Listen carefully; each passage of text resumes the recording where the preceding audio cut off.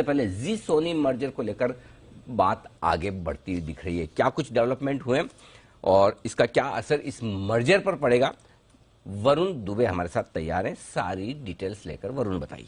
Definitely Anil ji, तो किसी भी मर्जर के लिए या फिर कोई भी एक्विजिशन होता है उसके लिए सबसे बड़ा अप्रूवल जो रहता है वो सीसीआई का होता है। ओके। अगर वो अप्रूवल मिल गया इसका मतलब आप ये समझिए कि आपके मर्जर को क्लीन चिट मिल चुकी है और वही सीसीआई का अप्रूवल जो है सोनी और जी का जो मर्जर है उसको मिल चुका है। हाँ, नो डाउट इन्होंने अपने जो प्रेस रिलीज में कहा है जी एंटरटेनमेंट ने कि सर्टन मॉडिफिकेशंस जो है उसके साथ सीसीआई ने कहीं ना कहीं अप्रूवल दिया है, लेकिन अप्रूवल दे दिया है ये अपने आप में एक बड़ी बात है।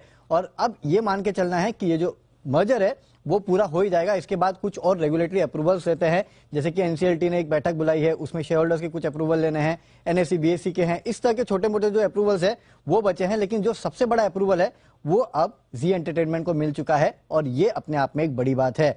देखिए, ये स्कीम तो आपको पता है कि स्कीम के तहत जी एंटरटेनमेंट, बांग्ला एंटरटेनमेंट और सोनी, जिसको कल्वर मैक्स एंटरटेनमेंट के नाम से अब जाना जाता है, उसके बीच में विलय होने वाला है। इसके बाद जो मर्ज एंटिटी है वो लिस्ट होगी। स्कीम के तहत काफी सारे स्प्लिट्स, बोनस और राइट इशू दिए जाने वाले हैं। राइट इशू का जो भाव है वो 300 रुपए प्रति शेयर के भाव पे है। इसके अलावा शेयर होल्डिंग तो आपको पता है कि सोनी की 51%, एसएल की करीब 4% और पब्लिक की करीब 45% के आसपास की हिस्सेदारी होगी। प्रमोटर्स के पास ऑप्शन होगा 4% से बढ़ा के अपनी हिस्सेदारी 20% तक ये लेके जा सकते हैं। अब डील के काफी सारे बेनिफिट्स है। और अनिल जी, अभी आप जो बात कर रहे थे एंटरटेनमेंट और ग्रोथ, तो जी और सोनी का जो मर्जर है वो पूरी तरह से एंटरटेनमेंट और ग्रोथ में अपने आप में एक बड़ी उपलब्धता है। क्यों? ये जो ओवरऑल मर्जर होगा इसके चलते दोनों कंपनियों को फायदा होगा। एक तो जो ऑपरेटिंग कॉस्ट है वो कम होगा, दोनों का डिस्ट्रीब्यूशन, खासकर जी का जो बेहतर डिस्ट्रीब्यूशन है वो काफी हद तक काम आएगा। व्यूअरशिप के लिहाज से अगर आप देखेंगे तो देश की सबसे बड़ी कंपनी बनने वाली है।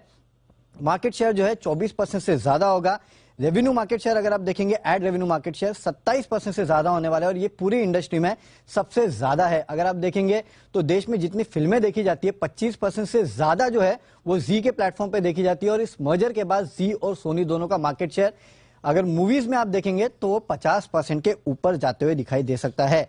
डिजिटल स्पेस में भी ZEE5 जो है वो काफी हद तक अपनी पकड़ बना चुका है और इसके चलते आगे और भी फायदे हो सकते हैं। इनफैक्ट CLSA की एक रिपोर्ट है जो कि खरीदारी के सलाह दे रहे हो, 316 का प्राइस टारगेट दे रहे हैं।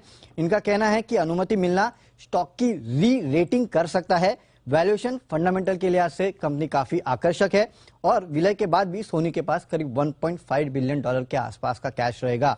तो डील तो काफी अच्छी थी, ये तो सबको पता था, लेकिन जो मेन अप्रूवल है सीसीआई का वो अब मिल चुका है और इसके चलते स्टॉक की री रेटिंग हो सकती है, ये CLSA भी कह रहा है।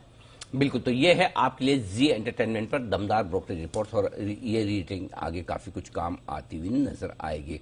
देखते हैं क्या कुछ होता है, लेकिन जी पर ऑलरेडी हम बातचीत कर भी चुके हैं। ऑलरेडी अभी बतिन साहब ने भी राय दी, बंसल जी ने भी अपनी इंटरेस्टिंग OTT वाली राय दी, ओवर द टॉप और OTT